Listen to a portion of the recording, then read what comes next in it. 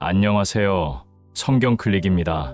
오늘도 클릭 한 번으로 말씀이 삶에 스며드는 시간 함께 하게 되어 감사합니다. 이 영상 하나로 출애굽 시대 전체가 명쾌하게 정리되실 거예요. 끝까지 함께 해주시면 정말 감사하겠습니다. 오늘은 출애굽 시대를 다룹니다. 잠깐 출애굽 시대가 성경 전체에서 어디쯤일까요? 성경 전체 역사를 10개 시대로 나누면 출애굽 시대는 세 번째 시대입니다. 첫 번째가 창조와 타락 시대, 두 번째가 족장 시대, 그리고 세 번째가 바로 오늘 다룰 출애굽 시대예요. 성경책으로는 출애굽기, 레위기, 민수기, 신명기 이렇게 네 권의 책이 출애굽 시대를 다루고 있습니다. 출애굽, 이 단어만 들어도 뭔가 떠오르시죠? 모세, 열재앙, 홍해가 갈라지는 장면, 십계명, 영화로도 많이 만들어진 이야기입니다. 그런데 이 모든 이야기가 이 네 권의 책에 어떻게 기록되어 있는지 전체 그림이 잘 그려지시나요? 오늘 이 시간 출애굽 시대의 전체 그림을 명쾌하게 정리해 드리겠습니다. 출애굽 시대가 왜 이렇게 중요할까요? 첫째, 이 시대는 노예에서 민족으로의 변화를 다룹니다. 애굽에서 종살이하던 이스라엘 백성이 하나님의 백성, 언약 공동체로 세워지는 과정이거든요. 둘째, 출애굽은 구원의 이야기입니다. 영어로 Exodus, 탈출이라는 뜻이에요. 속박에서 해방으로, 죽음에서 생명으로, 이것이 바로 구원입니다. 셋째, 십계명과 율법, 그리고 성막이 주어진 시대입니다. 하나님께서 시내산에서 십계명을 주셨어요. 이것이 율법의 핵심입니다. 그리고 레위기에서는 이 십계명을 바탕으로 구체적인 삶의 율법들이 펼쳐지죠. 어떻게 제사하고 어떻게 거룩하게 살아야 하는지 자세히 가르쳐 주셨습니다. 그리고 성막을 통해 하나님께서 백성과 함께 거하셨어요. 율법과 성막, 이 두 가지가 바로 출애굽 시대의 핵심이거든요. 넷째, 이 모든 것이 신약 예수님의 구원을 미리 보여주는 예표입니다. 유월절 어린 양이 예수님을 가리키고 홍해를 건넌 것이 세례를 상징하고 만나가 생명의 떡 되신 예수님을 예표하는 거죠. 그러니까 출애굽을 제대로 알면 예수님의 구원이 더 깊이 이해되는 겁니다. 오늘 이 시간에는 출애굽 시대의 9가지 핵심 사건을 정리해 드릴 거예요. 그리고 마지막에는 성경 클릭이 개발한 손가락 암기법과 그림 스토리 연상법으로 이 9가지 사건과 중요한 장 번호들을 아주 쉽게 평생 기억하는 방법까지 소개해 드리겠습니다. 자, 시작합니다. 출애굽 시대는 어떤 시대일까요? 모세의 태어날 시점부터는 120년, 애굽을 탈출 이후로 치면 약 40년의 이야기입니다. 애굽에서 탈출해서 가나안 땅에 들어가기 직전까지 40년간의 여정이에요. 그리고 이 40년의 이야기가 네 권의 책에 기록되어 있습니다. 출애굽기, 레위기, 민수기, 신명기, 네 권이나 된다고요? 복잡하겠는데요? 아니에요. 전혀 복잡하지 않습니다. 세 단계로 나누면 정말 명쾌해져요. 지금부터 이 네 권을 세 단계로 정리해 드리겠습니다. 첫 번째 단계, 출애굽입니다. 출애굽기 앞부분 1장부터 18장까지예요. 애굽에서 탈출해서 시내산까지 도착하는 과정이 여기 들어 있습니다. 모세가 태어나고 열재앙이 일어나고 홍해를 건너고 만나를 먹는 이야기죠. 한마디로 구원의 이야기입니다. 하나님께서 종살이하던 백성을 구원하시는 놀라운 이야기예요. 두 번째 단계, 율법과 성막입니다. 출애굽기 뒷부분 19장부터 40장까지, 그리고 레위기 전체가 여기에 해당돼요. 이스라엘 백성이 시내산에 도착해서 약 1년을 머뭅니다. 이 1년 동안 무엇을 했을까요? 십계명을 받았어요. 하나님께서 두 돌판에 직접 쓰신 그 율법 말이에요. 그리고 성막을 지었습니다. 하나님께서 백성과 함께 거하시기 위한 성막이죠. 그리고 레위기에서는 제사법을 배웁니다. 어떻게 하나님께 나아가고 어떻게 거룩하게 살아야 하는지 자세히 배우는 거예요. 한마디로 거룩한 삶의 이야기입니다. 구원받은 백성이 어떻게 살아야 하는지 배우는 시간이었던 거죠. 세 번째 단계, 40년 광야입니다. 민수기와 신명기가 여기 해당됩니다. 시내산을 떠나서 가나안 땅 직전까지 40년간의 광야 생활이에요. 왜 40년이나 걸렸을까요? 불순종 때문입니다. 가나안 땅을 정탐하고 돌아온 12정탐꾼 중 10명이 우리는 못 들어가요. 그들은 거인인데 우리는 메뚜기 같아요 라고 불평했죠. 그래서 하나님께서 40년 동안 광야에서 훈련시키신 겁니다. 그리고 신명기는 모세의 마지막 설교예요. 40년을 돌아보며 다음 세대에게 하나님의 말씀을 전하는 감동적인 설교입니다. 한마디로 훈련과 준비의 이야기입니다. 약속의 땅에 들어가기 위해 준비하는 시간이었던 거죠. 보이시죠? 세 단계로 나누니까 명쾌합니다. 첫째, 출애굽기 앞부분에 해당하는 출애굽, 구원의 이야기. 둘째, 출애굽기 뒷부분과 레위기에 해당하는 율법과 성막, 거룩한 삶의 이야기. 셋째, 민수기와 신명기에 해당하는 40년 광야, 훈련과 준비의 이야기. 이렇게 세 단계로 네 권의 책이 한눈에 들어오는 겁니다. 그리고 이 모든 여정의 중심에는 한 사람이 있습니다. 바로 모세예요. 모세와 함께한 사람들도 있죠. 아론, 모세의 형입니다. 대제사장이 되었어요. 미리암, 모세의 누나예요. 선지자였습니다. 그리고 여호수아, 모세의 후계자죠. 훗날 가나안을 정복하게 될 인물입니다. 자, 이제 모세의 여정을 따라가 봅시다. 출애굽 시대의 9가지 핵심 사건을 정리해 드릴게요. 하나하나가 정말 중요한 사건들이거든요. 준비되셨나요? 함께 가시죠. 첫째, 모세는 죽음의 위기에서 구원받은 자입니다. 먼저 배경을 이해해야 해요. 요셉 이후로 400년이 흘렀습니다. 요셉이 애굽의 총리가 되어서 이스라엘 백성을 구했던 그 시절 기억나시죠? 그런데 400년이 지나면서 상황이 완전히 바뀌었어요. 성경은 이렇게 말합니다. 요셉을 알지 못하는 새 왕이 일어났더라. 새 왕은 요셉의 공로를 몰랐어요. 아니, 알려고 하지 않았을 수도 있죠. 그가 본 것은 엄청나게 불어난 이스라엘 백성들이었습니다. 이 백성이 우리보다 많고 강하다. 전쟁이 일어나면 어떻게 하지? 두려움이 생긴 거예요. 그래서 이스라엘 백성을 노예로 삼았습니다. 벽돌 만들고 건축하고 들에서 힘든 노동을 시켰죠. 그런데 신기하게도 고난 속에서 이스라엘 백성은 더 번성했어요. 그러자 바로는 극단적인 명령을 내립니다. 히브리 여인이 낳는 아들은 다 나일강에 던져 죽이라. 상상이 되시나요? 매일 밤 아기 울음소리가 나지 않을까? 전전긍긍하는 어머니들, 갓 태어난 아들을 강물에 던져야 하는 끔찍한 현실. 이것이 바로 모세가 태어난 시대의 배경입니다. 말씀을 낭독하겠습니다. 출애굽기 2장 3절부터 6절까지입니다. 더 숨길 수 없게 됨에 그를 위하여 갈대 상자를 가져다가 역청과 나무진을 칠하고 아이를 거기 담아 하숫과 갈대 사이에 두고 그 누이가 어찌 되는 것을 알고자 하여 멀리 섰더니 바로의 딸이 목욕하러 하수로 내려오고 그가 갈대 사이의 상자를 보고 시녀를 보내어 가져다가 열고 그 아이를 보니 아이가 우는지라. 그가 그를 불쌍히 여겨 장면을 그려보세요. 나일 강가에요. 갈대가 무성한 곳에 작은 상자 하나가 떠 있습니다. 상자 안에는 석 달 된 아기가 담겨 있어요. 어머니가 역청과 나무진을 정성스럽게 발라서 물이 새지 않게 만든 상자입니다. 조금 떨어진 곳에서 누나 미리암이 지켜보고 있죠. 우리 아기 괜찮을까? 누가 발견할까?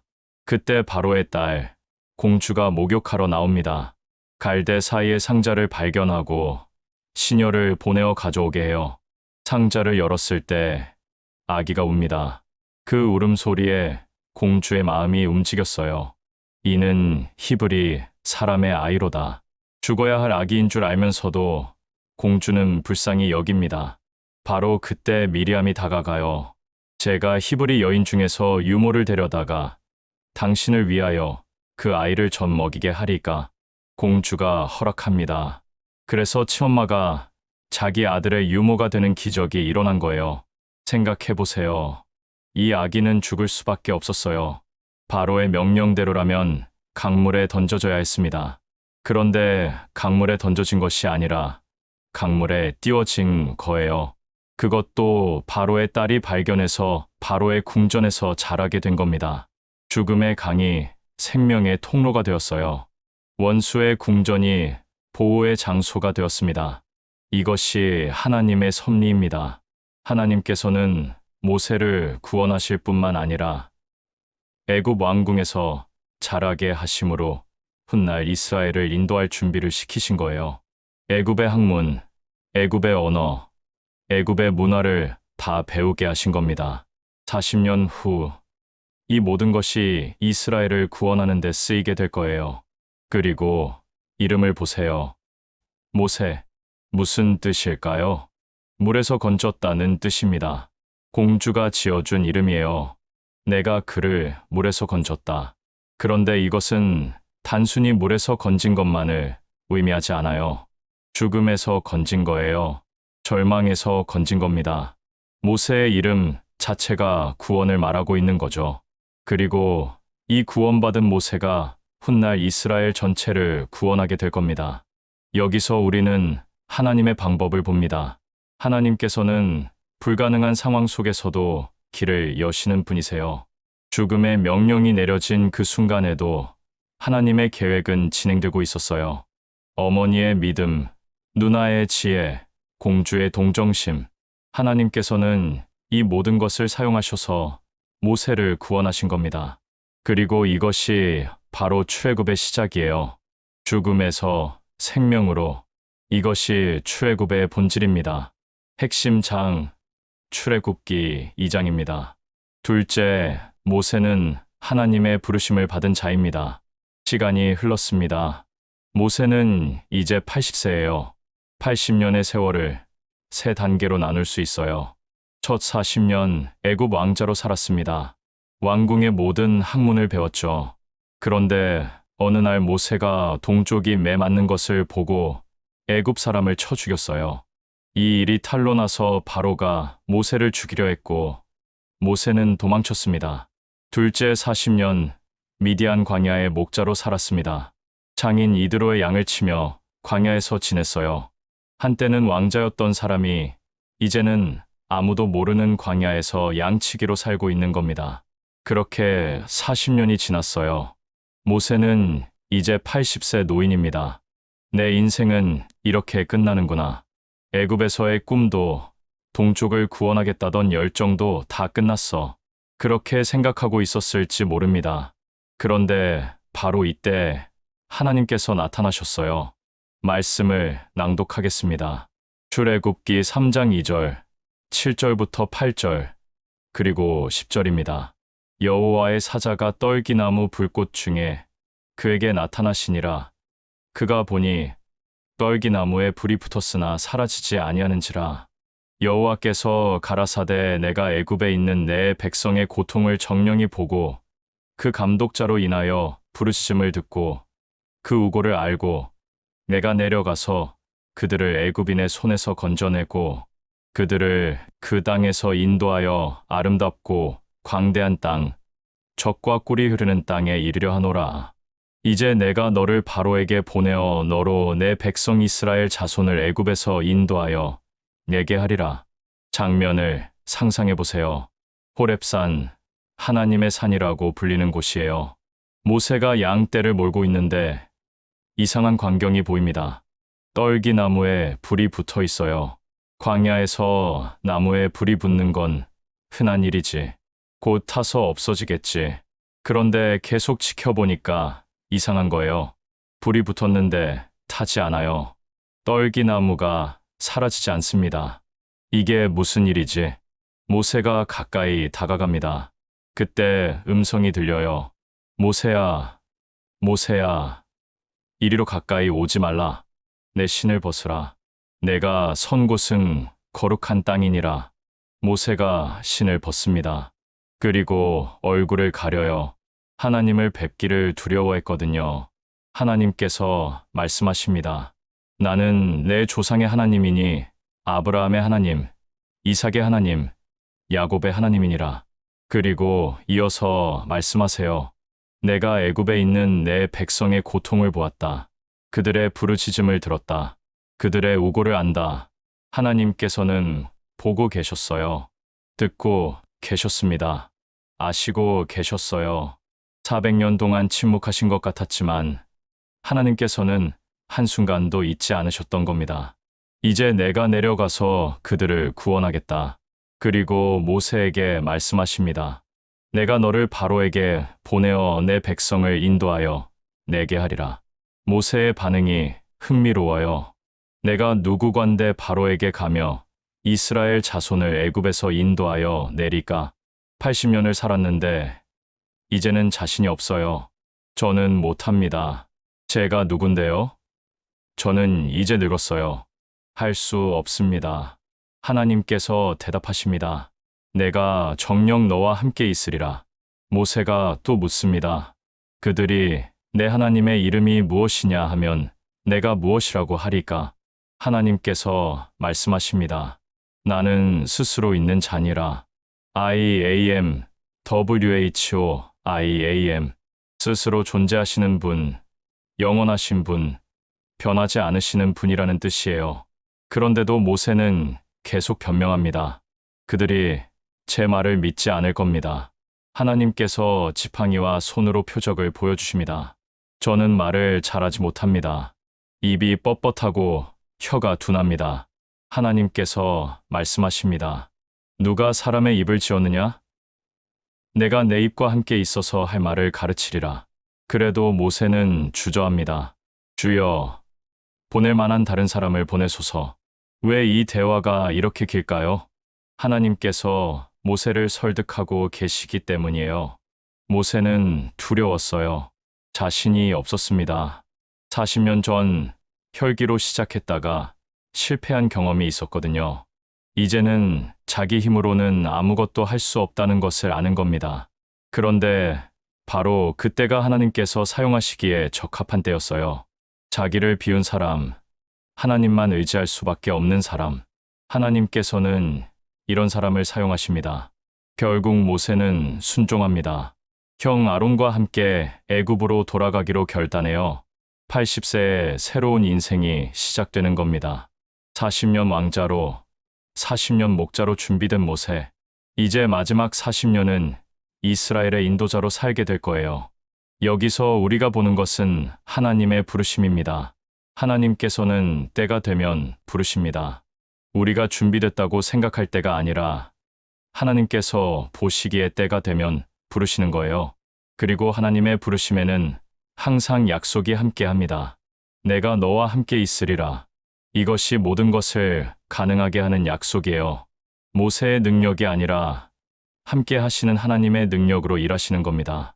핵심 장, 출애굽기 3장입니다. 셋째, 하나님은 열재앙으로 바로를 굴복시키셨습니다. 모세와 아론이 바로 앞에 섭니다. 출애굽기 5장의 일이에요.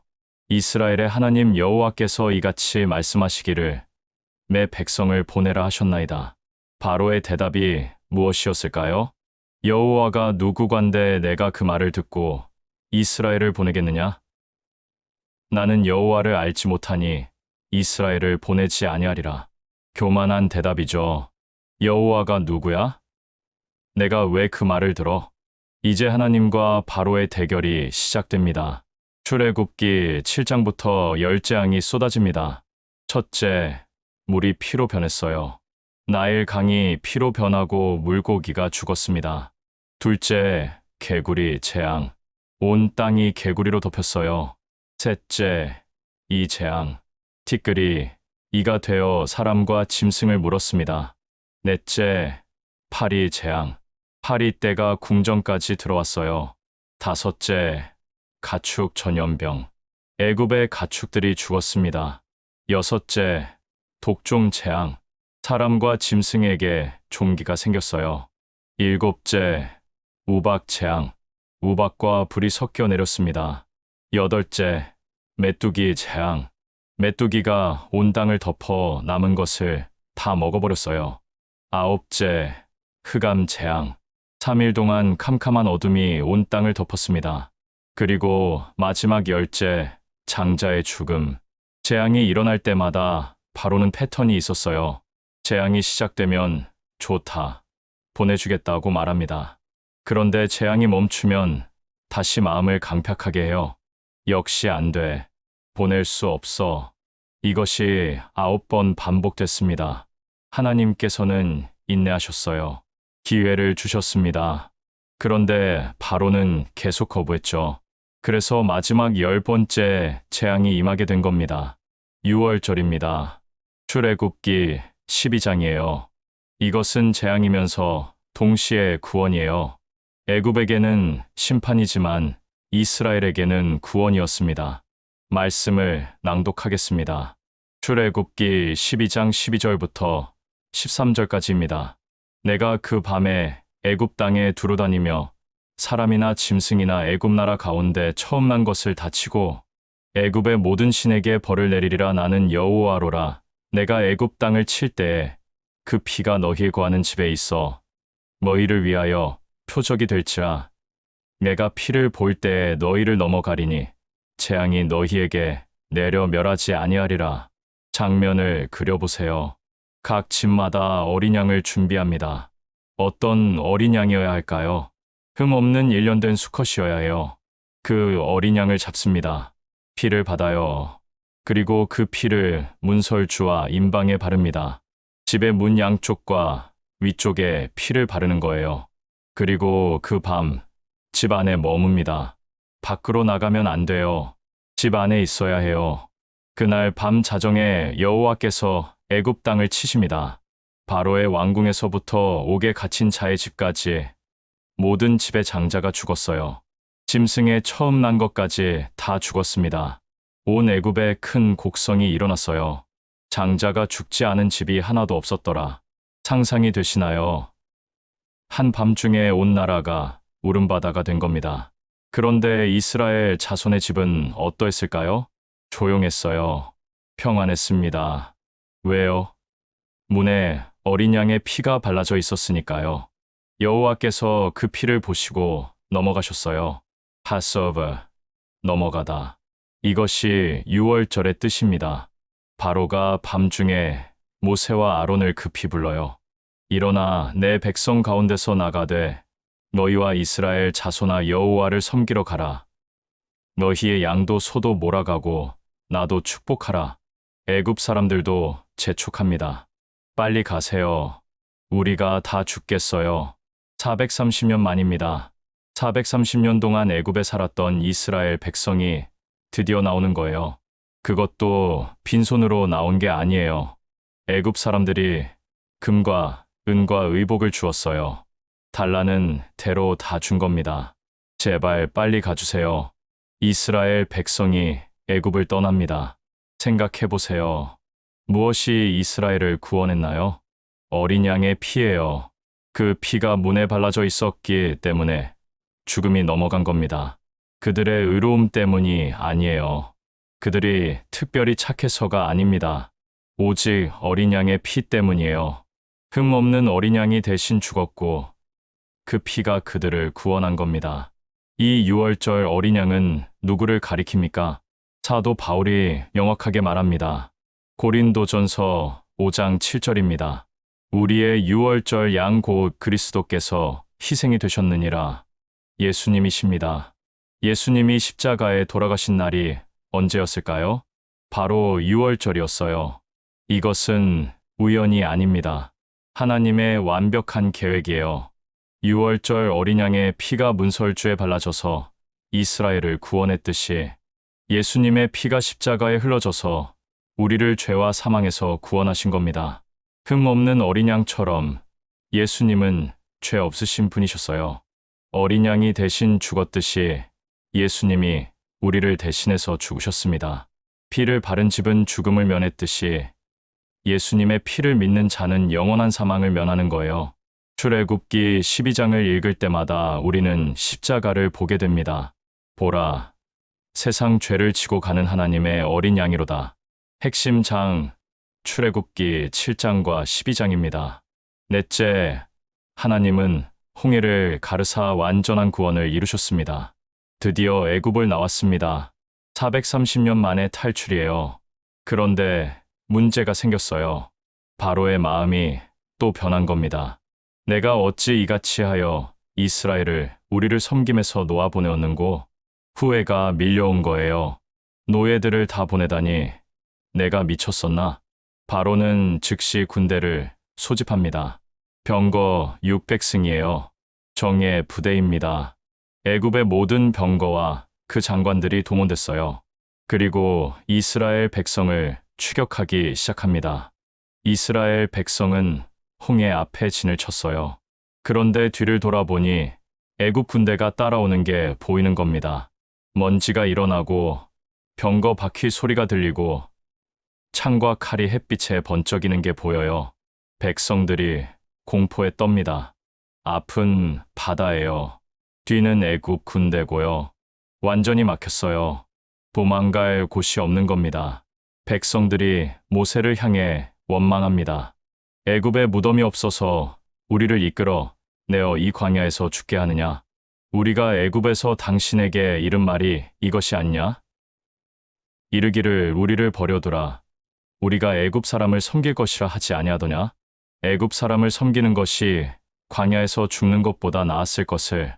그때 모세가 백성에게 말합니다. 두려워 말고 가만히 서서 여호와께서 오늘날 너희를 위하여 행하시는 구원을 보라. 너희가 오늘 본 애굽 사람을 영원히 다시 보지 아니하리라.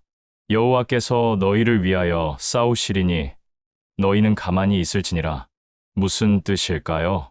걱정하지 마세요. 가만히 서서 하나님께서 하시는 일을 보세요. 하나님께서 싸우실 겁니다. 말씀을 낭독하겠습니다.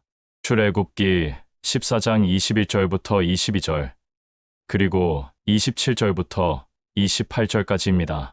모세가 손을 바다 위로 내어밀매 여호와께서 큰 동풍으로 밤새도록 바닷물을 물러가게 하시니 물이 갈라져 바다가 마른 땅이 된지라. 이스라엘 자손이 바다 가운데 육지로 행하고 물은 그들의 좌우에 벽이 되니 모세가 손을 바다 위로 내어밀매 새벽에 미쳐 바다의 그 세력이 회복된지라. 애굽 사람들이 물을 거스려 도망하나 여호와께서 애굽 사람들을 바다 가운데 엎으시니 물이 다시 흘러 병거들과 기병들을 덮되 그들의 뒤를 따라 바다에 들어간 바로의 군대를 다 덮고 하나도 남기지 아니하였더라. 장면을 상상해 보세요. 밤이에요. 어두운 밤입니다. 모세가 지팡이를 들고 바다 위로 손을 내밉니다. 그때 큰 동풍이 불기 시작해요. 밤새도록 바람이 붑니다. 바닷물이 움직이기 시작해요. 갈라지기 시작합니다. 아침이 되었을 때 놀라운 광경이 펼쳐져 있어요.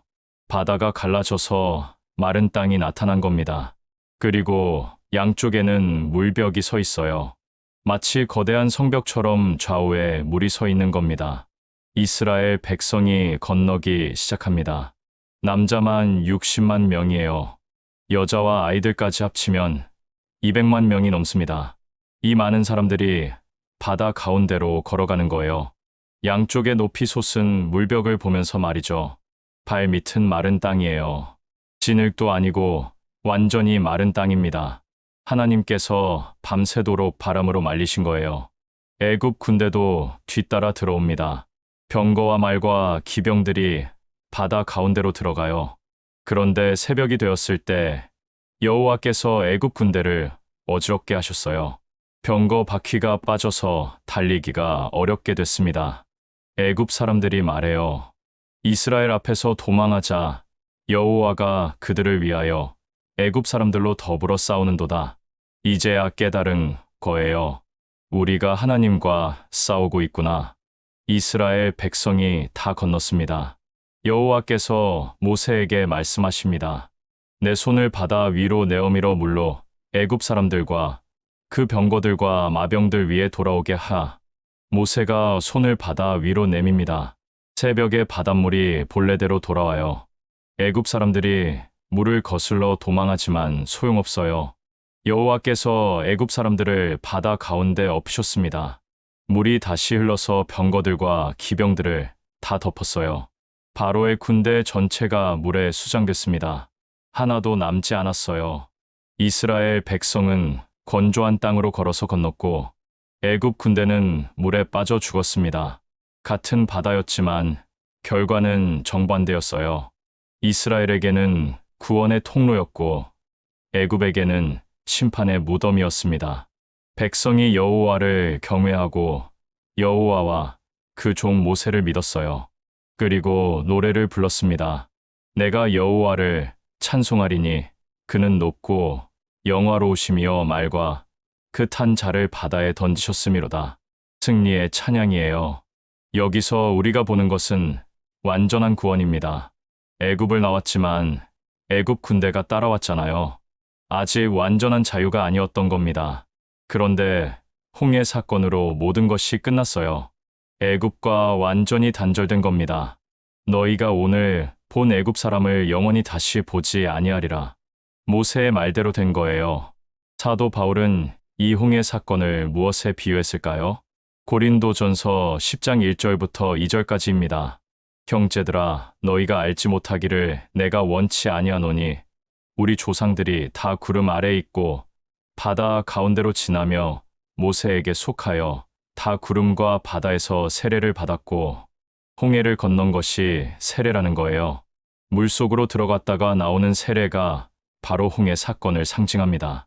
옛사람은 물속에 장사되고 새 사람으로 건너오는 것, 애굽, 곧 죄의 세상과 완전히 단절하고 새로운 삶으로 나아가는 것, 이것이 세례의 의미예요. 우리가 예수님을 믿고 세례받을 때 옛삶은 죽고 새 삶이 시작되는 겁니다.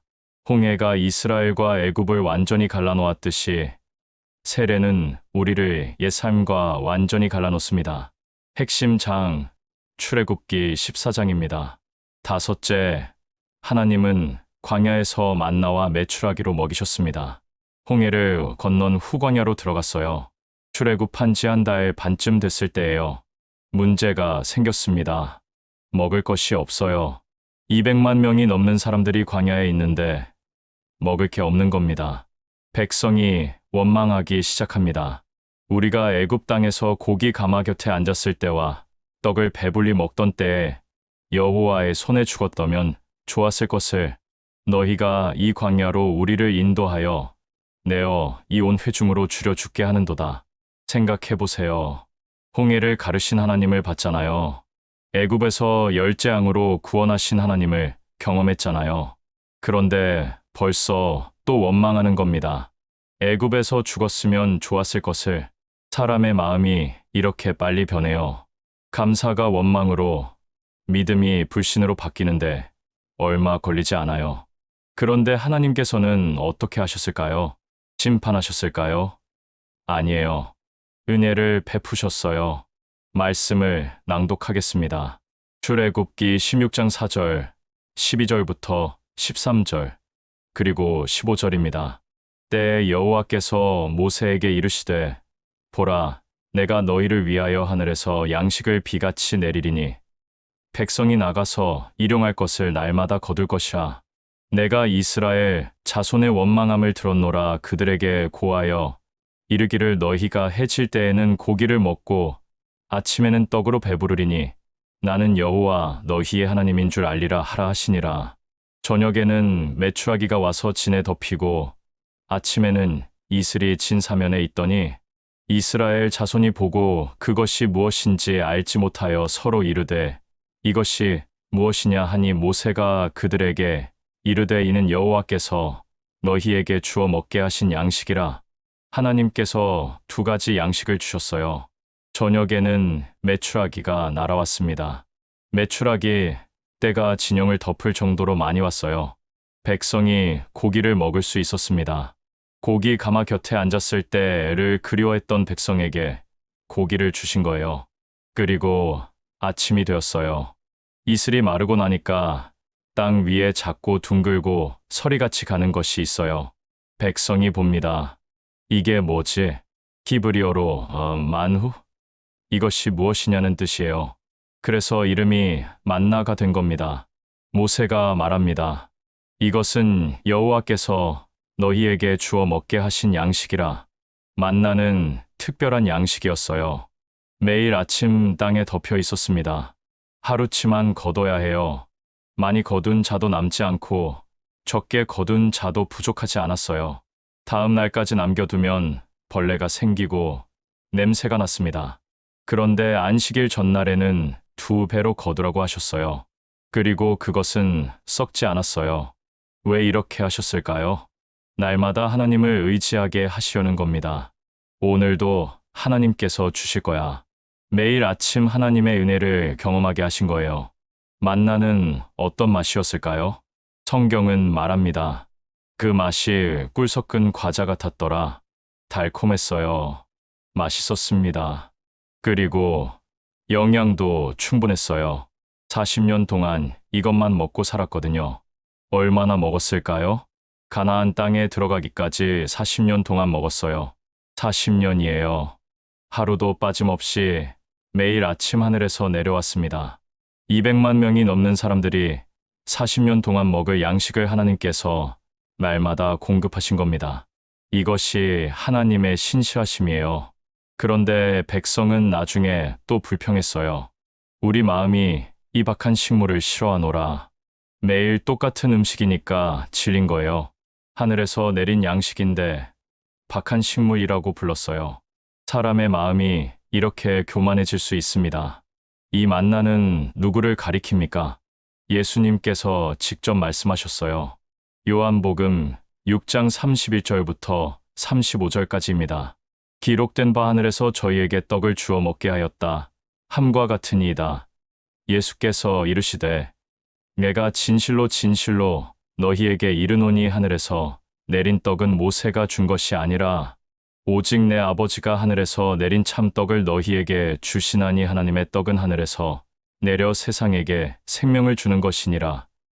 그들이 가로되 주여 이 떡을 항상 우리에게 주소서. 예수께서 가라사대 나는 생명의 떡이니 만나는 육체를 살렸어요.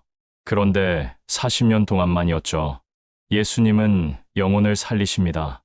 그리고 영원히 사십니다. 만나는 광야에서만 주어졌어요. 가나안에 들어가니 끊겼습니다. 예수님은 어디서든 우리와 함께 하십니다. 만나를 먹은 조상들은 죽었어요. 예수님을 믿는 자는 영생을 얻습니다. 이 떡은 하늘에서 내려온 것이니 사람으로 하여금 먹고 죽지 아니하게 하는 것이니라. 만나를 보면서 백성은 매일 아침 하나님을 기억했어요. 하나님께서 오늘도 먹여주셨구나. 우리도 마찬가지예요. 예수님, 생명의 떡을 날마다 먹어야 해요. 말씀을 읽고, 기도하고, 주님과 교제하는 것. 이것이 바로 영혼의 만나를 먹는 겁니다. 그래야 영적으로 살 수 있어요.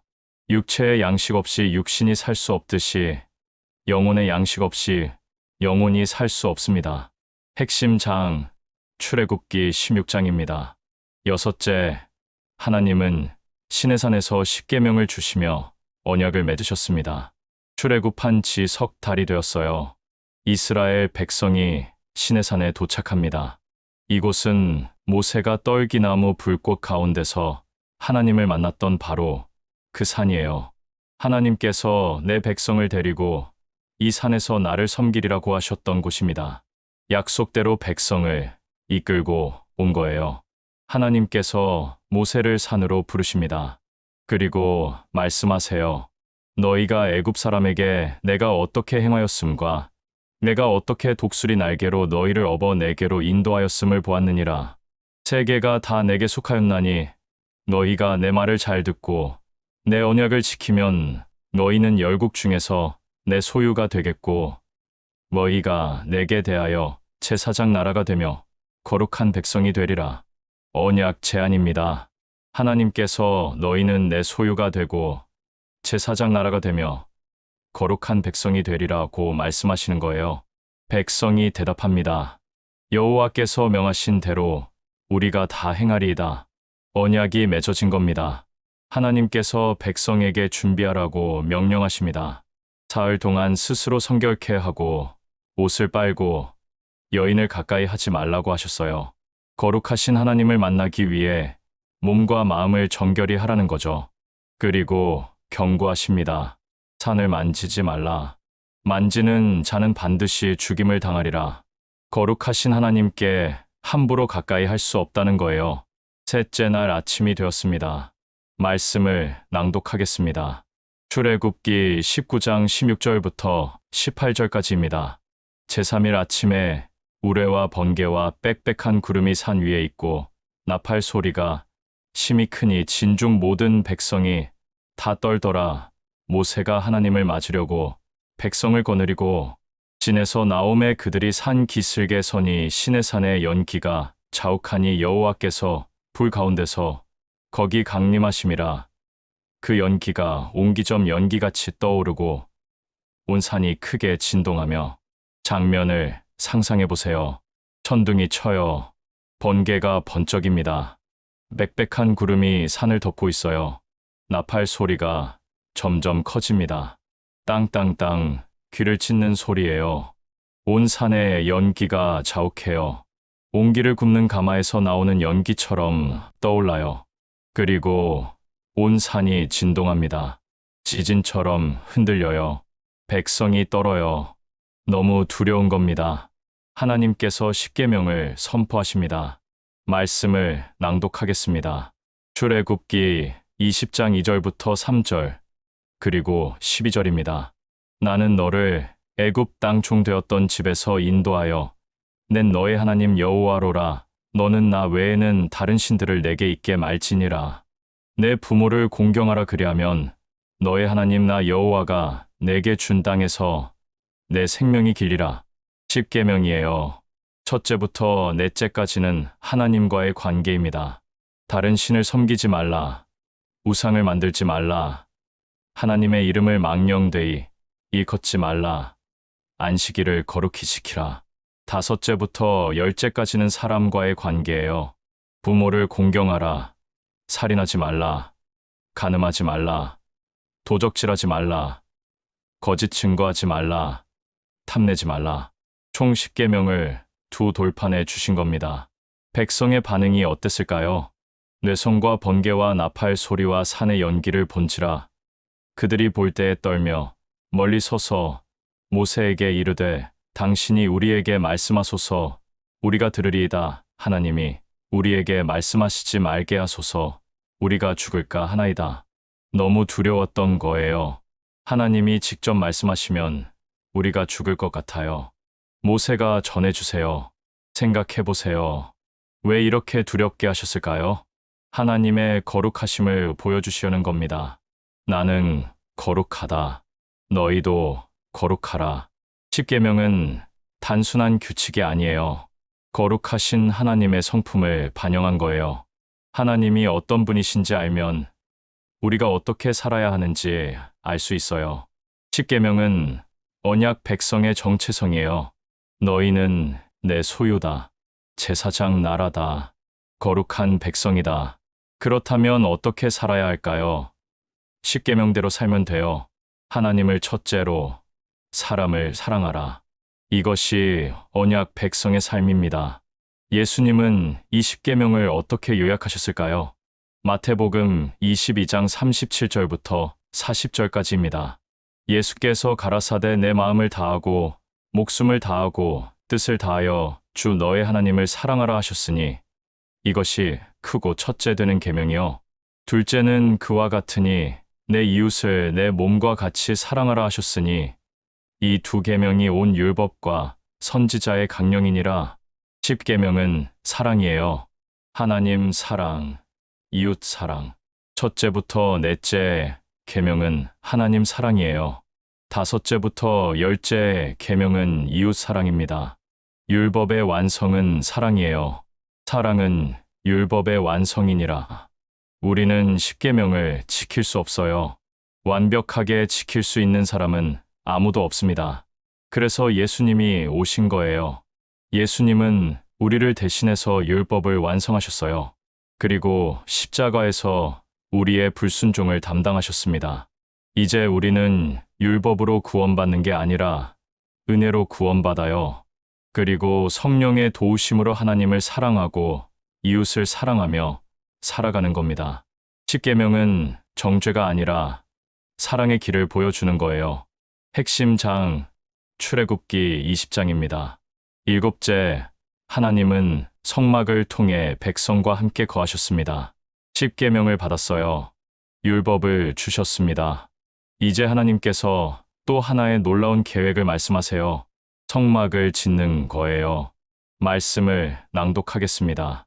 출애굽기 25장 8절부터 9절까지입니다. 내가 그들 중에 거할 성소를 그들을 시켜 나를 위하여 짓되 무릇 내가 내게 보이는 대로 장막의 식양과 그 기구의 식양을 따라 지을지니라. 내가 그들 중에 거하리라. 이것이 핵심이에요. 하나님께서 백성과 함께 거하시겠다는 겁니다. 어떻게요? 성막을 통해서요. 성막은 어떻게 생겼을까요? 간단히 정리해 드릴게요. 먼저 뜰이 있어요. 성막을 둘러싼 마당 같은 거예요. 뜰에 들어가면 번제단이 있습니다. 제사 드리는 곳이에요. 그리고 물두멍이 있어요. 제사장들이 손과 발을 씻는 곳입니다. 장막 안으로 들어가면 두 공간이 있어요. 첫 번째는 성소예요. 성소에는 떡상이 있어요. 진설병을 놓는 상입니다. 등대가 있어요. 7가지 촛대죠. 분향단이 있어요. 향을 피우는 제단입니다.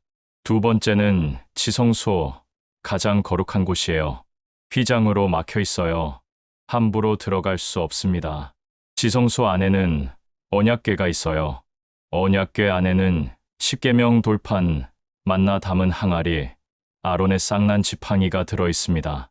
언약궤 위에는 속죄소가 있고 그 위에 그룹 천사가 있어요. 그곳이 바로 하나님께서 임재하시는 자리, 하나님의 보좌예요. 성막을 짓는 명령을 받고 백성이 어떻게 했을까요? 자원하여 드렸어요. 금, 은, 놋, 청색, 자색, 홍색실, 가죽, 기름, 향품, 마음에 감동을 받은 자마다 가져왔어요. 너무 많이 가져와서 모세가 그만 가져오세요 라고 해야 할 정도였습니다. 그리고 하나님께서 지시하신 대로 정확히 지었어요. 하나도 빠뜨리지 않고 하나도 더하지 않고 정확히 그대로요. 출애굽 2년째 되던 해에 성막이 완성됐습니다. 그때 무슨 일이 일어났을까요? 구름이 회막에 덮이고 여호와의 영광이 성막에 충만함에 모세가 회막에 들어갈 수 없었으니 이는 구름이 그 위에 덮이고 여호와의 영광이 성막에 충만함이었으며 하나님의 영광이 성막에 가득 찼어요. 하나님께서 임재하신 겁니다. 성막이 완성되면 레위기로 넘어가요. 레위기는 성막에서 어떻게 제사 드리고 어떻게 거룩하게 사는지 가르쳐주는 책이에요. 5가지 제사가 나옵니다. 번제, 소제, 화목제, 속죄제, 속건제, 제사장 제도가 세워져요. 아론과 그 아들들이 제사장으로 세워집니다. 정결법이 나와요. 무엇이 정결하고 무엇이 부정한지 가르쳐 주시죠. 그리고 반복해서 말씀하십니다. 너희는 거룩하라. 나 여호와 너희 하나님이 거룩함이니라. 그런데 왜 성막이 필요했을까요? 하나님께서 함께 계시다는 것을 눈으로 보여주시려는 거예요. 이스라엘이 이동할 때마다 성막도 함께 이동했어요. 성막을 들어서 옮기고 새로운 곳에 세우고 광야를 지날 때 낮에는 구름 기둥이 밤에는 불 기둥이 성막 위에 있었어요. 하나님이 우리와 함께 가신다. 백성이 볼 수 있었던 겁니다. 이것이 바로 임마누엘이에요. 하나님이 우리와 함께 계시다. 성막은 이동식 성전이에요. 어디를 가든 하나님께서 함께 가시는 거죠. 이 성막은 누구를 가리킵니까? 요한복음 1장 14절입니다. 말씀이 육신이 되어 우리 가운데 거하심에, 여기 거하심에가 원문으로 장막을 치시다예요. 직역하면 말씀이 육신이 되어 우리 가운데 장막을 치심에입니다. 예수님이 참 성막이시라는 거예요. 히브리서 8장 2절입니다. 성소와 참 장막에 부리는 자라. 이 장막은 주께서 베푸신 것이요 사람이 한 것이 아니니라. 성막은 그림자예요. 예수님이 실체입니다. 제사장이 1년에 한 번 지성소에 들어갔지만 예수님은 단번에 하늘 성소에 들어가셨어요. 짐승의 피로 일시적으로 죄를 덮었지만 예수님의 피로 영원히 죄를 씻으셨습니다. 성막을 통해 하나님이 함께 계셨듯이 예수님을 통해 하나님이 우리와 영원히 함께 계시는 거예요. 볼지어다 하나님의 장막이 사람들과 함께 있음에 하나님이 저희와 함께 거하시리니 이것이 완성될 날이 올 거예요. 핵심 장 출애굽기 25장입니다. 8째, 백성은 금송아지를 만들어 하나님을 배신했습니다. 모세가 산에 올라간 지 40일이 지났어요. 백성들은 산 아래에서 기다리고 있었습니다. 그런데 모세가 내려오지 않아요. 하루, 이틀, 일주일, 한 달이 넘어가니까 백성이 불안해지기 시작합니다. 모세가 어떻게 됐을까? 죽은 건 아닐까? 우리를 이끌어줄 사람이 없잖아. 백성이 아론에게 모여서 말합니다. 말씀을 낭독하겠습니다. 출애굽기 32장 1절과 4절, 그리고 19절입니다. 백성이 모세가 산에서 내려옴이 더딤을 보고 모여 아론에게 이르러 가로되 일어나라. 우리를 인도할 신을 우리를 위하여 만들라. 이 모세 곧 우리를 애굽 땅에서 인도하여 낸 사람은 어찌 되었는지 알 수 없노라. 아론이 그들의 손에서 그 고리를 받아 부어서 조각칼로 새겨 송아지 형상을 만드니 그들이 말하되 이스라엘아 이는 너희를 애굽 땅에서 인도하여 낸 너희 신이로다 하는지라. 모세가 지내 가까이 이르러 송아지와 춤추는 것을 보고 대노하여 손에서 그 판들을 산 아래로 던져 깨뜨리니라. 장면을 상상해 보세요. 백성이 금 고리를 가져옵니다. 귀고리, 반지, 팔찌. 아론이 그것들을 받아서 불에 녹여요. 그리고 송아지 형상을 만듭니다. 왜 하필 송아지였을까요? 애굽에서 본 것들이에요. 애굽 사람들이 소를 신으로 섬겼거든요. 그 기억이 남아있던 겁니다. 금송아지가 완성되자 사람들이 외칩니다. 이스라엘아, 이것이 너희를 애굽에서 인도하여 낸 너희 신이로다. 말이 됩니까? 겨우 몇 주 전에 십계명을 받았어요. 너는 나 외에는 다른 신들을 내게 있게 말지니라. 너를 위하여 새긴 우상을 만들지 말고. 이것이 첫째, 둘째 계명이잖아요. 그런데 벌써 깨뜨린 겁니다. 아론이 제단을 쌓고 절기를 선포해요. 내일은 여호와의 절일이니라. 다음 날 백성이 번제와 화목제를 드립니다. 그리고 먹고 마시고 일어나서 뛰놀았어요. 금송아지 주위에서 춤을 추며 노는 겁니다. 그때 산 위에서 하나님께서 모세에게 말씀하십니다. 내려가라. 내가 애굽 땅에서 인도하여 낸 내 백성이 부패하였도다. 그들이 속히 내가 그들에게 명한 길에서 돌이켜 자기를 위하여 송아지를 부어 만들고. 하나님께서 진노하십니다. 나를 버려두라. 내가 그들에게 진노하여 그들을 진멸하고 너로 큰 나라가 되게 하리라. 모세가 기도합니다. 중보 기도예요. 여호와여 어찌하여 그 백성에게 진노하시나이까? 주께서 큰 권능과 강한 손으로 애굽 땅에서 인도하여 내신 백성이 아니니까. 아브라함과 이삭과 이스라엘을 기억하옵소서. 하나님께서 뜻을 돌이키십니다. 여호와께서 뜻을 돌이키사 말씀하신 화를 그 백성에게 내리지 아니하시니라. 모세가 산에서 내려옵니다. 손에는 증거판 두 개가 들려 있어요. 십계명이 기록된 돌판입니다. 그런데 진에 가까이 이르러서 보니까 금송아지가 보이고 백성이 춤추는 게 보이는 거예요. 모세가 대노합니다. 손에 들었던 돌판을 산 아래로 던져버려요. 와장창 돌판이 깨져버립니다. 십계명을 기록한 하나님의 손으로 쓰신 돌판이 산산조각 난 겁니다. 모세가 금송아지를 불에 살라 가루로 만들어요. 그리고 물에 뿌려서 백성에게 마시게 합니다. 그리고 레위 자손들을 부릅니다. 누구든지 여호와의 편에 있는 자는 내게로 나오라. 레위 자손이 다 모여들어요. 모세가 명령합니다. 너희는 각각 허리에 칼을 차고 진 이 문에서 저 문까지 왕래하며 각 사람이 그 형제를, 각 사람이 그 친구를, 각 사람이 그 이웃을 죽이라. 그날 3,000명쯤 죽었습니다. 참혹한 장면이에요. 그런데 왜 이렇게까지 하셨을까요? 우상 숭배가 얼마나 심각한 죄인지 보여주시는 겁니다. 거룩하신 하나님을 송아지로 만들었어요. 보이지 않으시는 영이신 하나님을 형상으로 만든 거예요.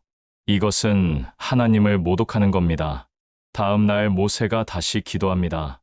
슬프도소이다. 이 백성이 자기들을 위하여 금신을 만들어 싸우니 큰 죄를 범하였나이다. 그러나 합의하시면 이제 그들의 죄를 사하시옵소서. 그렇지 않사오면 원컨대 주의 기록하신 책에서 내 이름을 지워버려 주옵소서. 자기 생명을 걸고 중보하는 겁니다. 그들을 용서하시든지 아니면 저를 죽이시든지 하십시오. 결국 하나님께서 모세를 다시 산으로 부르십니다. 돌판 2개를 다시 준비해서 올라오라고 하세요. 모세가 40일을 또 산에서 보냅니다. 하나님께서 다시 십계명을 쓰십니다. 새 돌판에 다시 기록하신 거예요. 여기서 우리가 보는 것은 인간의 연약함이에요. 십계명 받은 지 얼마 안 됐는데 벌써 배신했어요. 우리가 다 행하리이다라고 했는데 못 지킨 겁니다. 사람은 이렇게 약해요. 그래서 중보자가 필요한 겁니다. 모세가 백성을 위해 중보했듯이 우리에게는 더 위대한 중보자가 계십니다. 디모데전서 2장 5절입니다. 하나님은 한 분이시요 또 하나님과 사람 사이에 중보도 한 분이시니 곧 사람이신 그리스도 예수라. 히브리서 7장 25절입니다. 그러므로 자기를 힘입어 하나님께 나아가는 자들을 온전히 구원하실 수 있으니 이는 그가 항상 살아서 저희를 위하여 간구하심이니라. 모세는 한때 중보했지만 예수님은 지금 이 순간도 하나님 우편에서 우리를 위해 기도하고 계십니다. 우리가 연약해도 실수해도 예수님께서 우리를 위해 간구하시는 거예요. 핵심 장, 출애굽기 32장입니다. 9째, 민수기에서 백성은 또 원망하고 하나님은 노뱀으로 구원하셨습니다. 시내산을 떠났습니다. 이제 40년 광야 생활이 시작되어 민수기로 넘어갑니다. 민수기에는 많은 이야기가 있어요. 열두 정탐꾼 이야기, 고라의 반역, 모세의 실수. 그 중에서 오늘은 노뱀 사건을 보겠습니다. 백성이 또 원망합니다. 말씀을 낭독하겠습니다. 민수기 21장 5절부터 9절까지입니다. 백성이 하나님과 모세를 향하여 원망하되 어찌하여 우리를 애굽에서 인도하여 내어 이 광야에서 죽게 하는고 이곳에는 식물도 없고 물도 없도다.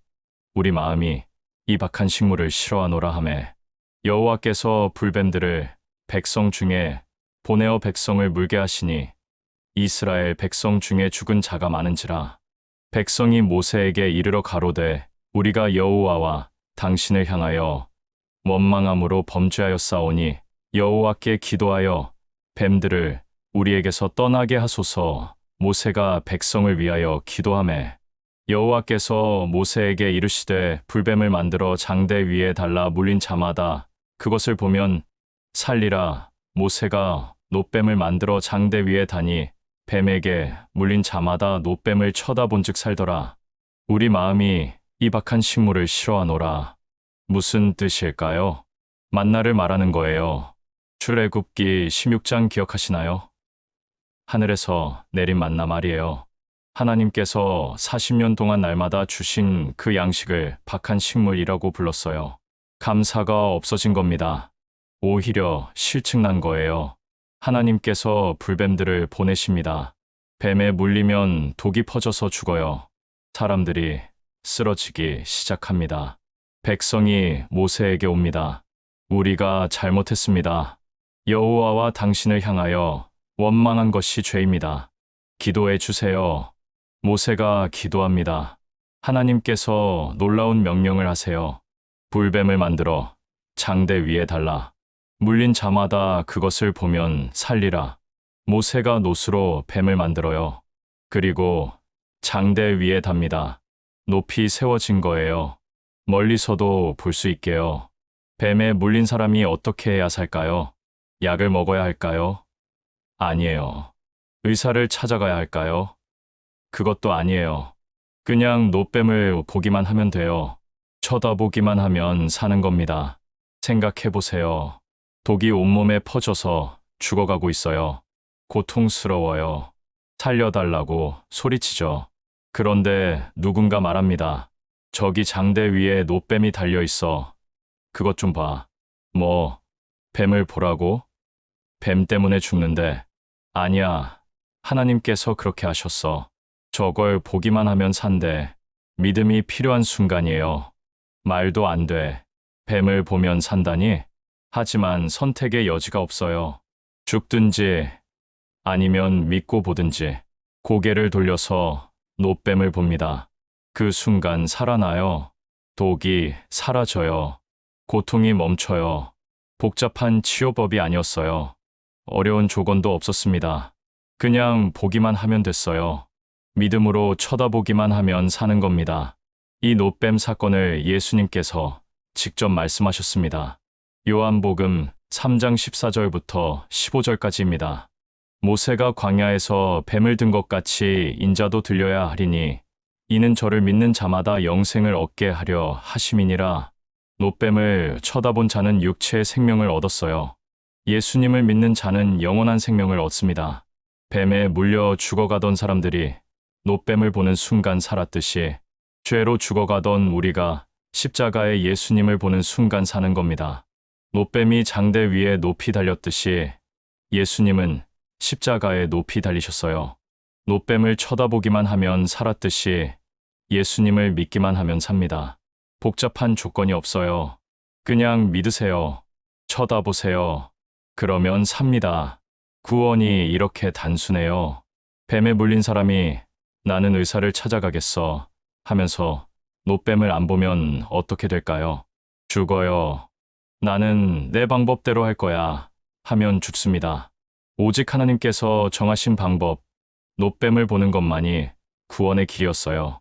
오늘도 마찬가지예요. 죄로 죽어가는 사람에게 하나님께서 말씀하십니다. 십자가를 보라. 예수님을 믿으라. 그러면 살리라. 다른 방법은 없어요. 오직 예수님만이 길이고 진리고 생명입니다.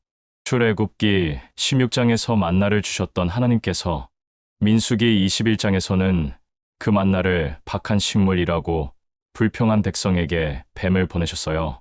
먹을 거 불평한 대가였습니다. 그런데도 믿음으로 구원받게 하셨어요. 이것이 은혜예요. 핵심 장 민수기 21장입니다. 자, 출애굽 시대의 9가지 핵심 사건을 보았습니다. 하나하나가 정말 중요한 사건들이었죠. 다시 한번 정리해 볼까요? 첫째, 갈대 상자 송모세, 출애굽기 2장. 둘째, 불붙는 떨기나무, 출애굽기 3장. 셋째, 열재앙과 유월절, 출애굽기 7장과 12장. 넷째, 홍해를 가르심, 출애굽기 14장. 다섯째, 만나와 메추라기, 출애굽기 16장. 여섯째, 시내산에서 십계명, 출애굽기 20장. 일곱째, 성막과 제사, 출애굽기 25장과 레위기. 여덟째, 금송아지 사건, 출애굽기 32장. 아홉째, 노뱀 사건, 민수기 21장. 9개예요. 9가지 사건입니다. 그리고 각각의 장 번호가 있죠. 2장, 3장, 7장, 12장, 14장, 16장, 20장, 25장, 32장, 그리고 민수기 21장. 그런데 잠깐만요. 이 9가지 사건과 각각의 장 번호를 어떻게 평생 기억할 수 있을까요? 처음 온 분들도 궁금하시죠? 좋은 내용인데 나중에 또 까먹으면 어떡하지? 방법이 있습니다. 정말 쉬운 방법이 있어요. 시리즈를 따라오신 분들은 이미 예상하고 계시겠죠? 네, 바로 성경 클릭의 그림 스토리 맵으로 연결된 그림 스토리 연상법입니다. 손가락 하나로, 이미지 하나로 모든 것을 기억하는 방법이에요. 처음 오신 분들 놀라실 겁니다. 이렇게 쉬워도 되나? 시리즈 보고 계신 분들 기다리셨죠? 드디어 나왔다. 자, 이제 함께 완성해 봅시다. 출애굽 시대 전체가 머릿속에 평생 남는 순간을 경험하실 거예요. 준비되셨나요? 이제 핵심 장들을 모세의 이동 경로로 기억합니다. 모세가 어떻게 이동했나요? 애굽 시내산 광야, 가나안 직전.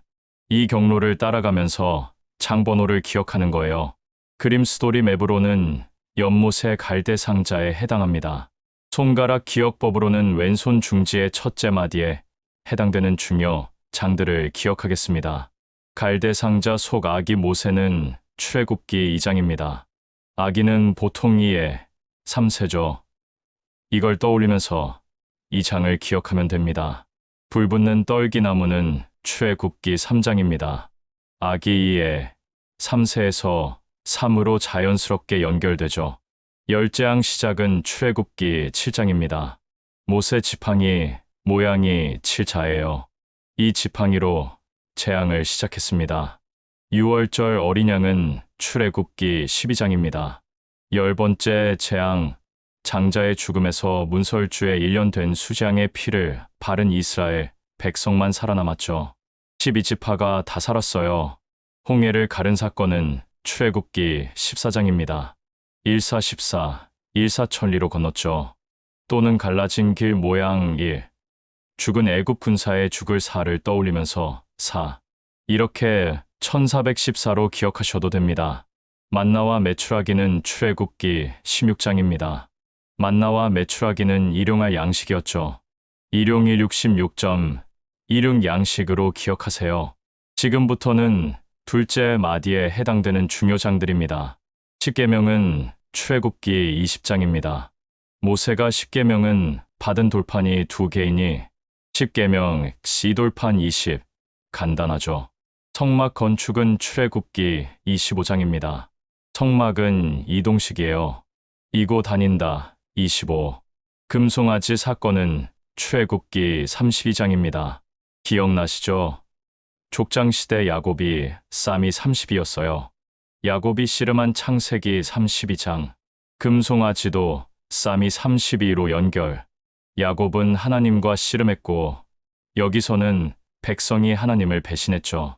모세가 화가 났어요. 여기서도 쌈이 붙었다고 연상하세요. 금송아지 사건은 출애굽기 32장입니다. 그리고 레위기 전체 거룩하라. 이제 세 번째 마디에 해당하는 중요장입니다. 놋뱀 사건은 민수기 21장입니다. 뱀 모양이 두 장대 모양이 1점, 뱀이 장대에 매달린 모습 21. 잠깐 여기서 중요한 구분. 창세기 3장의 뱀도 기억하시나요? 그 뱀은 과일나무 기둥을 감고 올라가는 모양이에요. 세로로 감아 올라가니까 3자죠. 민수기 21장의 뱀은 장대에 매달린 모양, 가로로 누워 있으니까 2자. 이렇게 구분하시면 됩니다. 그리고 신명기는 가나안 땅 들어가기 전 모세의 마지막 설교입니다. 자, 이제 왼손 중지만 보면 모든 장 번호가 자동으로 떠오릅니다. 조금만 신경 써서 연습해 보세요. 첫째 마디를 펴보세요. 갈대 상자 아기 모세 2장, 모세의 부름 3장, 열재앙 시작 7장, 6월절 어린 양 12장, 홍해 건넌 사건 14장, 만나와 메추라기 16장, 둘째 마디를 펴보세요. 십계명 20장, 성막 25장, 금송아지 사건 32장, 그리고 레위기 전체, 셋째 마디를 펴보세요. 민수기의 노뱀 사건 21장, 광야 40년 방황이 기록된 민수기, 가나안 땅 들어가기 전 모세의 마지막 설교, 신명기, 평생 잊히지 않을 겁니다. 왼손 중지, 갈대 상자, 세 마디, 모세의 여정. 이제 자동으로 떠오릅니다. 그런데 여러분, 우리 방법의 장점이 뭔지 아세요? 얼마든지 확장할 수 있다는 거예요. 예를 들어 출애굽기 17장, 무리바 반석 사건 같은 것도 연결할 수 있어요. 모세 지팡이로 반석을 쳐서 물이 터져 나왔죠. 지팡이 모양 1. 물조리개 7. 왜 갑자기 물조리개냐고요? 창세기 7장의 노아 홍수 때 기억하셨죠? 홍수를 과일나무에 물 주는 물조리개로 연상했으니까 반석에 물이 쏟아져 나온 사건도 물조리개로 연결한 것입니다. 이렇게 출애굽기의 무리바 반석 사건도 1717로 기억할 수 있는 겁니다. 그런데 출애굽기 7장도 모세 지팡이로 열재앙 시작한 거 아닌가요? 맞아요. 그래서 구분해야 해요. 출애굽기 7장은 지팡이 7차 모양 그 자체로 열재앙 시작. 출애굽기 17장은 지팡이 단순 모양 1 물조리개 7을 더해서 17점 출애굽기에 70장 넘는 것은 없으니까요. 이렇게 이전에 배운 것들과 연결하면서 헷갈릴 수 있는 부분은 명확히 정리하며 가는 거예요. 오늘은 핵심장만 다뤘지만 여러분이 원하시면 얼마든지 개인적으로 확장할 수 있어요. 그림 스토리 맵에 자신만의 방법을 만들어 연결하시면 됩니다. 나중에 성경 각 권의 뼈대와 핵심장을 자세히 다룰 때 더 많은 장들을 함께 정리해 드리겠습니다. 평생 잊히지 않을 겁니다. 자, 오늘 우리가 무엇을 배웠나요? 출애굽 시대 40년의 긴 여정을 함께 걸었습니다. 노예에서 민족으로의 변화를 보았어요. 애굽에서 종살이하던 이스라엘 백성이 하나님의 백성, 언약 공동체로 세워지는 과정이었습니다. 하나님의 구원을 경험했죠. 엑소더스, 탈출, 속박에서 해방으로, 죽음에서 생명으로, 십계명과 율법을 받았어요. 시내산에서 하나님과 언약을 맺고 어떻게 살아야 할지 배웠습니다. 성막을 통해 하나님께서 함께 거하셨어요. 임마누엘, 하나님이 우리와 함께 계시다는 것을 눈으로 보았습니다. 그리고 40년 광야에서 훈련받았죠. 약속의 땅에 들어가기 위한 준비 과정이었습니다. 출애굽 시대는 무엇을 의미할까요? 첫째, 구원입니다.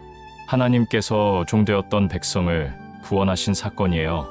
둘째, 언약입니다. 십계명과 율법을 주시고 백성과 언약을 맺으셨죠. 셋째, 임재입니다.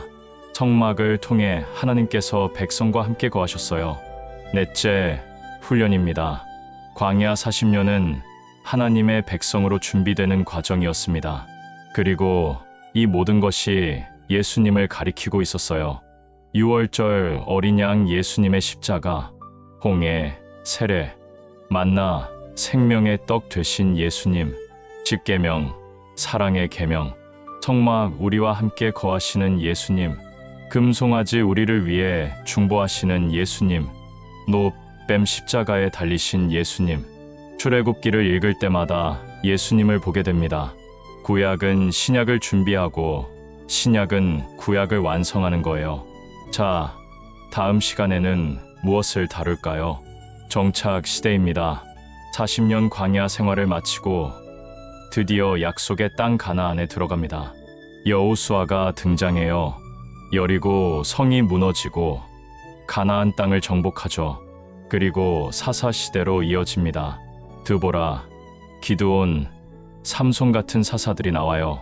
왼손 약지, 칼 든 장군 동상. 이 이미지 하나로 정착 시대 전체를 기억하게 될 겁니다. 다음에 공개됩니다. 처음 오신 분들, 만약 오늘 내용이 도움이 되셨다면 1편과 2편을 꼭 보세요. 성경 전체 뼈대를 세우고 10시대를 완벽하게 정리하는 방법을 배우실 수 있어요. 창문 스토리, 10손가락 암기법, 정말 쉽고 재미있습니다. 오늘처럼 확장해 나가는 재미를 계속 경험하실 수 있어요. 시리즈를 보고 계신 분들 어떠셨나요? 오늘도 놀라운 경험하셨죠? 왼손 중지의 출애굽 시대가 완벽하게 들어갔습니다. 이제 새 시대를 정복했어요. 앞으로 7시대가 더 남았습니다. 함께 끝까지 가시죠. 구독과 좋아요, 알림 설정 부탁드립니다. 여러분의 구독 하나하나가 저에게 큰 힘이 됩니다. 그리고 댓글로 소통해주세요. 오늘 가장 인상 깊었던 사건은 무엇인가요? 어떤 장면이 가장 기억에 남으시나요? 댓글 남겨주시면 정말 감사하겠습니다. 출애굽은 과거의 이야기가 아닙니다. 오늘 우리의 이야기예요. 우리도 죄의 종살이에서 구원받았어요. 예수님의 피로 자유케 되었습니다. 홍해를 건넜듯이 우리도 세례를 통해 옛사람을 벗고 새 사람이 되었죠. 만나를 먹었듯이 우리도 날마다 말씀의 양식을 먹으며 살아갑니다. 광야 같은 세상에서 하나님께서 우리와 함께 하십니다. 우리 안에 성령님이 계세요. 우리가 하나님의 성전입니다.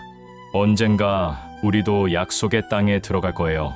새 하늘과 새 땅, 그곳에서 영원히 하나님과 함께 살게 될 겁니다. 그 날을 향해 오늘도 한 걸음씩 나아가시기를 축복합니다. 다음 시간에 또 만나요. 성경 클릭이었습니다. 하나님의 은혜가 함께 하시길 축복합니다. 이후 찬양은 여러분들과 함께 듣고 싶은 축복의 찬양입니다. 민수기 6장 24절부터 26절 말씀입니다. 여호와는 내게 복을 주시고 너를 지키시기를 원하며 여호와는 그 얼굴로 내게 비추사 은혜 베푸시기를 원하며 여호와는 그 얼굴을 내게로 향하시어 평강 주시기를 원하노라. 주님이 당신에게 복 주시고 평생토록 지켜주실 거예요. 어둠 속에서도 빛이 되어 당신의 길을 밝혀주세요. 주님의 얼굴이 당신을 향해 따스하게 비춰주시네. 하루 내 축복이 당신 위에 흘러가기를 원해요. 주님의 은혜가 당신 마음에 가득 차기를 원해요. 평강의 주님이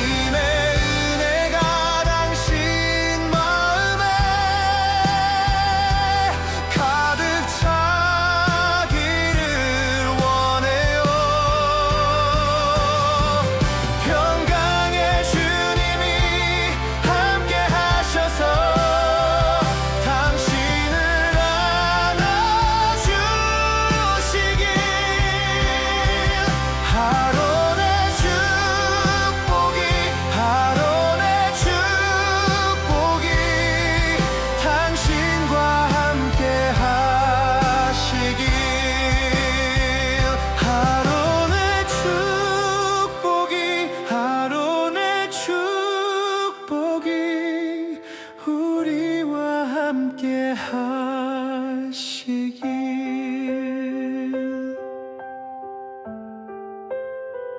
주님의 축복이 함께 하시길